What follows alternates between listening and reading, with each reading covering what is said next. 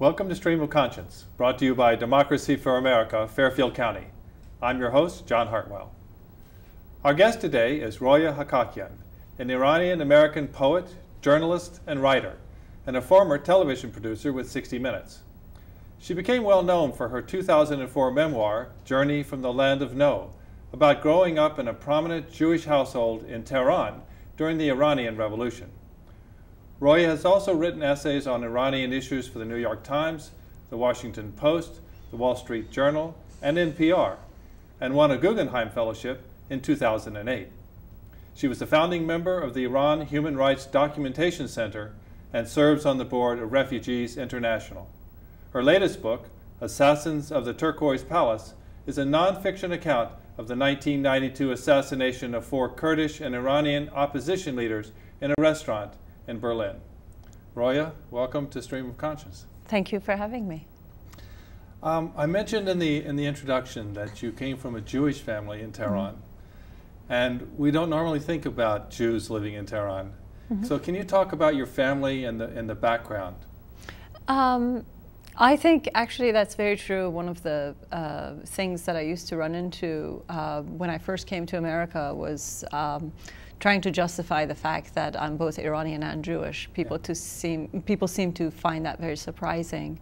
There has been a sizable Jewish community in Iran for as long as there has been an Iran, and Jews were in Iran long before Islam even came to the country. So it's ironic that we find it so strange while the roots of the Jewish community is so authentic and ancient in the region. And your family in Tehran during the time of the Shah held a very prominent position. Can you talk about the background? The prominence that's attributed to my family really goes to my father's position as an educator, as one of the people who ran one of the few Jewish schools that existed in Tehran. And it was, I was 13 years old when the revolution took place in 1979, and remember that time as a wonderful and really great time for Iran in general, not just my family. And your brothers actually ran afoul of the Shah and left before the revolution, if I remember correctly. My oldest brother, who was 19 when he left Iran in the mid-70s, had entered college in Tehran and was an artist, and an idealist, two things that seemed to go hand in hand, at least in the mid-70s. Right. And I remember that my father began to worry that he had become sympathetic to the activist groups that were working in the underground at the time, and he was worried that he might become politically engaged, and so sent him off to America. And there were all kinds of activist groups in those days. There were activist groups obviously from the fundamentalist Islamic side, but there were also lots of leftist and student groups and basic Democrats who wanted to have an Iran where there were free elections, as there had been in the time of Mossadegh. Exactly. Yes, that's very true. In fact, I wrote a piece after the Egyptian revolution of a few months ago, of February of this past year, talking exactly about this very same point, that when nations are pitted against great dictators like, the Shah of Iran or the Mubarak in Egypt, you can't really identify, before the confrontation is over, who are the fundamentalists and who are the people that the nation needs to stay away from, and who are the progressive groups and democratic-minded individuals. They all come together in a unified front to try to overthrow the tyrant, and that's what the scene was like prior to fall of the Shah in Iran. And your first book, Journey from the Land of No, talks about your childhood in Iran during the last couple of years of the Shah and the beginning of the revolution. What was it like then, living inside? People who come from Iran or have come in the past few years, and some of them are university students that I run into here and there at various colleges, tell me that my recollections of Iran in the early 80s, because I left in 1984, are far darker and grimmer than what they're living in Iran today. And I'm not surprised, because I think the revolution was very brand new at the time, and there was far greater paranoia on the part of the brand new regime to make sure that it is in fact holding on to power. And then in addition to that, there was the war between Iran and Iraq that started immediately after the revolution succeeded in 1979. And I think those two huge factors made the times that I experienced from 79 to 84 far more a difficult period than people seem to experience now, although it was, I can't say and don't intend to say that Iran is democratic and people are living a free life, but I think things change, and the growth of the population, the doubling of the size of the Iranian populace has lessened the grip of the regime on the society. It's interesting that you mentioned the doubling of the population, because I lived in Iran from 74 to 77 in Tehran. And I remember in that time that the population was assumed to be around 35 or 36 million, and now it's well over 70. Yes. And Tehran itself has gotten to be a huge, huge city. Right. It was large in those days, but now I think it's even much, much larger. So it's very difficult to control such a large city. And such an explosion of population. And the population is primarily with the youth, and the youth don't remember the time of the Shah, and they don't remember the time of the Iran-Iraq war. So there must be a lot of pressure for, modern democracy as opposed to what they have today. Very much so. And I think, the advent of the internet, Facebook, Skype, Twitter, all these vehicles have made it a lot more possible for the youth to get a very, very organic, authentic flavor of what life is like here, and therefore they want it and feel that they know it even to the degree that we know it living here.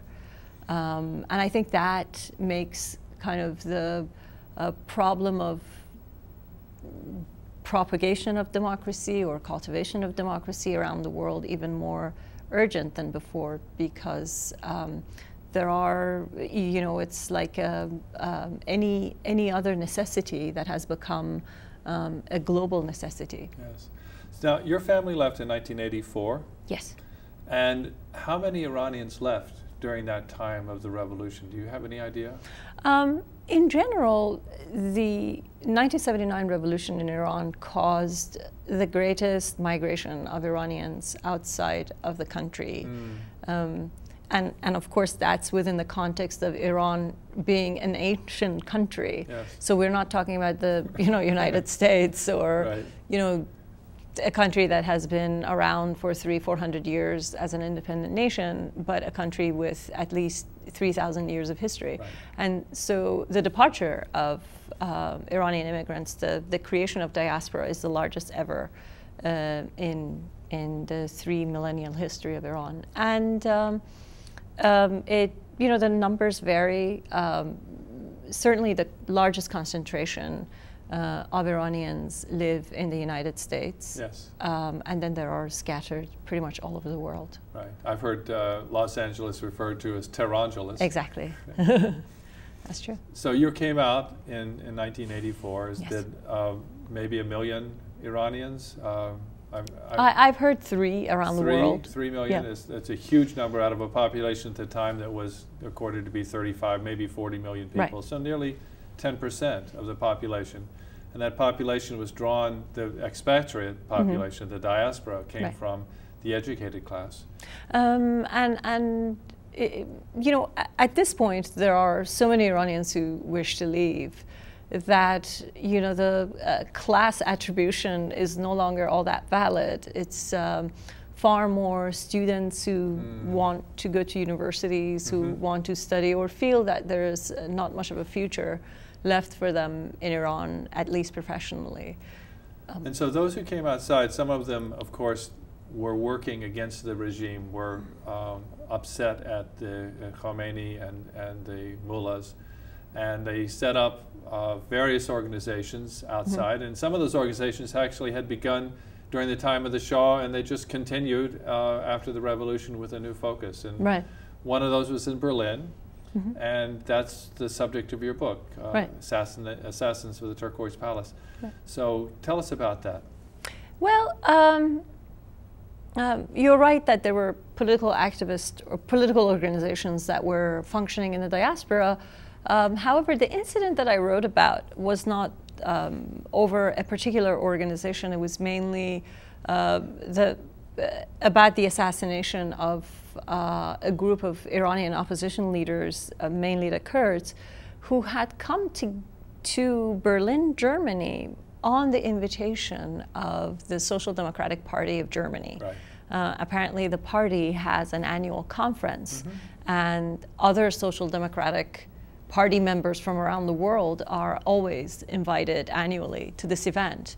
And so the Kurdish wing of the Social Democratic Party had come to attend this German event or international event when they are attacked by two assassins who walk into a restaurant in Berlin on September 17, 1992, with a machine gun and a handgun, and shoot a group of people, about 8 people who were sitting at a table to have dinner and have a discussion. And so, as I remember, 3 of those people at the table were Kurdish nationalists who had been invited to this conference. And the others were all Iranian expatriates who were living in Berlin and who had been working together in various ways in opposition to the government at that time, which was the government of Khomeini. Exactly. And so there were 4 people killed that night, all 3 of the Kurds, plus one of the prominent Iranians, the one who'd actually organized the dinner. Exactly. And so tell the story from there. Well,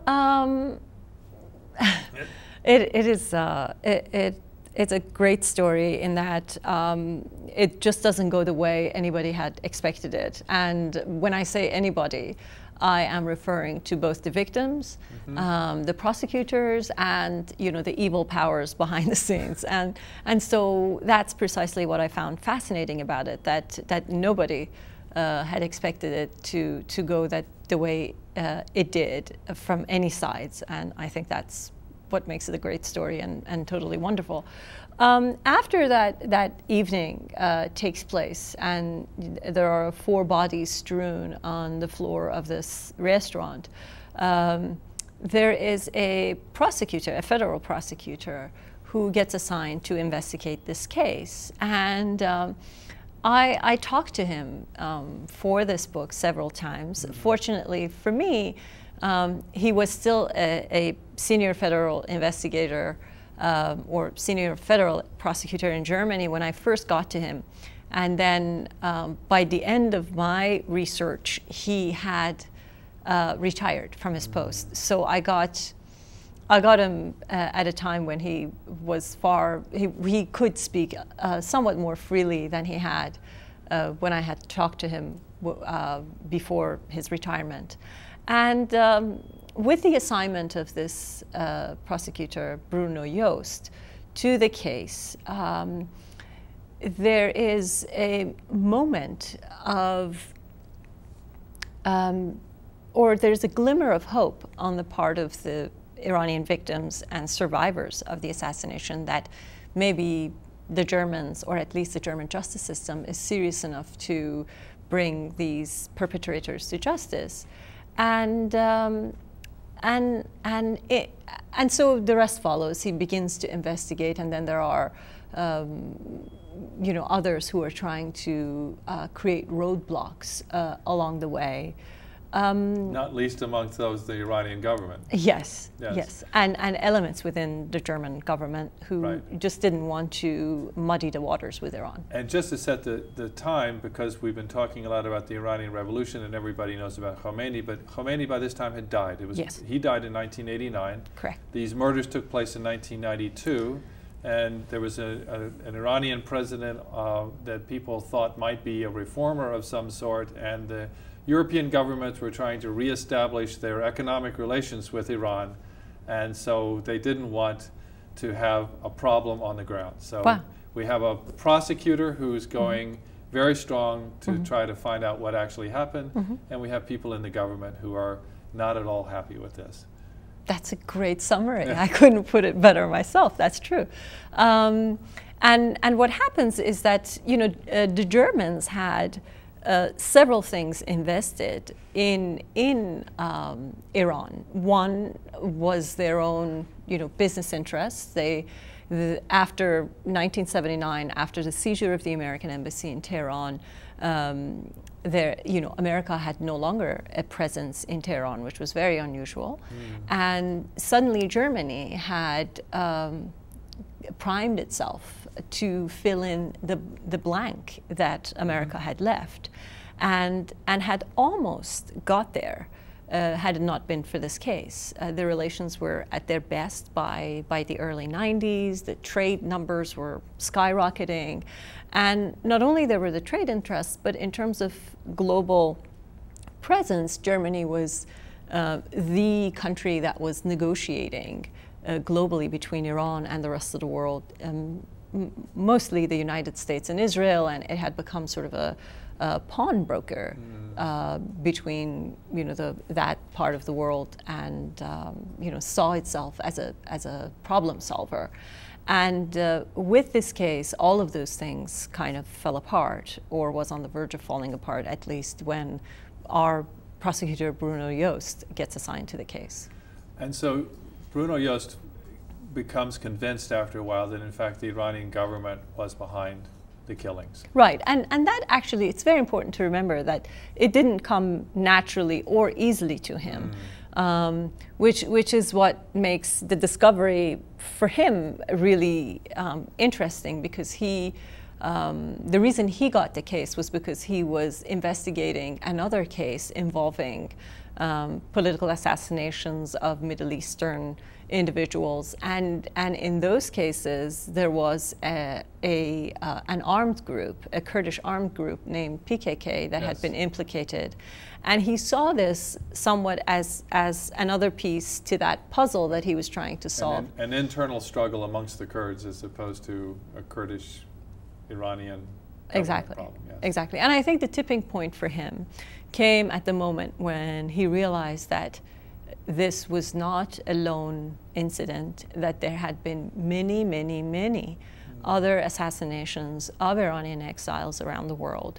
And sort of the discovery of the notion that Ayatollah Khomeini, when he had been alive prior to 1989, had issued the orders for the assassination or the elimination of about 500 of the enemies of Islam, namely his own enemies. And how was that found out? Because to me, a most fascinating part of this book seemed to have been that there was a surprise from the Iranian government side as well. Right. With the defection of the person who had been in part of their security service. Right. Well, the existence of the list was sort of one of those intuitive things that only exiles can feel. When you live in exile, you have develop an intuitive sense of the threats that are lingering over your head, and of course, there is a reason why so many folks ended up being in exile, and that was because the threat existed within the country, and they were escaping that threat when they came, outside of Iran. Right. So they knew that there was a systematic attempt at getting rid of other political activists. And I shouldn't say just political activists. I mean, there were singers who were being killed because they were too outspoken. One of them, in fact, was gay, who proudly presented himself as such on TV, and that apparently was offensive. There were writers who wrote great satires about Islam and other sacred subjects. So the fatwas, or the orders for the killings of these 500 characters, was not a solely political decision. It was really an ideological decision. And what I found fascinating about this list was that here in the West, we have come to learn about the word fatwa since Salman Rushdie. You say fatwa, we think, you know, poor Salman Rushdie, it all began with him. Well, it didn't. You know, it really started with Iranians themselves, the Iranians who were against the regime, or they were democratic-minded, secular individuals with whom the Ayatollah couldn't tolerate. And have assassinations like that taken place here in America? There was one case in 1980 in Washington, D.C., of a former minister within Shah's regime.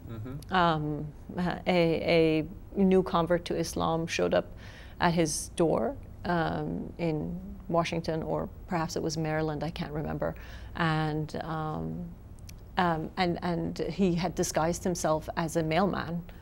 And so he, you know, the former minister opened a door and got shot immediately, and the fellow who killed him immediately fled to Iran, where he still lives. Still today. And there have been lots of other instances of this, in Paris, in Europe, London, in Paris, Geneva, Vienna. Former Prime Minister of Iran, Shapur Bakhtiar, was murdered 20 years ago in Paris. Right. Opened up the door of his apartment, I think, and found himself being killed. Right. Beheaded by his own kitchen knife. Whoa. I'm sorry that I'm being so descriptive about this, but... No, I get, okay. So the case in Berlin dragged on for years, didn't it? I mean, it did. The prosecutor had to investigate it, and then they finally went to court, and the trial itself took almost 4 years. Almost 4 years for one trial. Exactly. And that was part of the defense strategy, that if you stall long enough, either the prosecutor will get tired, they will run out of energy, money, incentive, or somewhere along the line, Iran will come up with a way to get to the German officials and get them to relent and, you know, for one reason or another, shut the case down or shut the trial down. But not only on trial were the people who had pulled the trigger that night, but also the prosecutor had named in the indictment whom? The intelligence minister of Iran. So for the very first time, the government of a European nation was openly accusing the head of the security services of Iran that they had been behind an assassination program that had resulted in these deaths and probably lots of others. Right, exactly. And what makes this historically really significant is that the person who had been named was still in power. Yes. And so the Iranian government obviously was quite angry with this. Oh, absolutely. And the pressure was brought on the court system to try to shut the trial down. Yes. And what happened? Well, I didn't know this until I started really looking into this case, and was pleasantly surprised, enviously surprised, to find that that Germany has a far superior justice system, in which no politicians can have a say, whereas our, federal judges are appointed by, our many of our attorney generals are elected, so they're politicians first. Right. It's very interesting. So at the end of the day, the court actually found the defendants guilty. Yes. And put them in prison Yes. Yes. But that was a very small aspect of the fallout or the outcome of this so-called judgment. The most important outcome of this judgment was the fact that the team of the judges that presided over this case for the almost 4 years found the top leadership of Iran, who were in power at the time and who continue to be in power today, as the masterminds and the architects behind the crime. Well, we've only got a couple of minutes left here, and this is a fascinating story, and it's wonderfully told in your book. One question I have to ask you, though, is that by recounting this book, this story, bringing it back to the public, do you feel at all threatened yourself? I might have had the region, had the Middle East at large, was not undergoing such massive historic changes. But at this particular moment in the history of the region, I only feel like, one of the very forces, tiny, even insignificant forces that is out there telling the truth and trying to push the history forward. And the Iran Human Rights Documentation Center, right. Quickly tell us about their work. It's a group that is based in New Haven, Connecticut, trying to create a reservoir for the violations of human rights in Iran since 1979. Okay. Well, Roya, thank you so much for coming in. Thank you so much for having me. Look forward to seeing you again. Perhaps we can talk more about what's going on today in Iranian politics. That would be wonderful. Thank you. Thanks. That's our show for this week. We hope you enjoyed it. If you're interested in learning more about progressive political action in Fairfield County, please check out our Democracy for America group. We meet the first Wednesday of the month, 7 to 9 p.m. at the Silver Star Diner in Norwalk, and we always welcome new members. Remember, change is possible, and you can make it happen. This has been Stream of Conscience, and I'm your host, John Hartwell. We hope to see you again soon.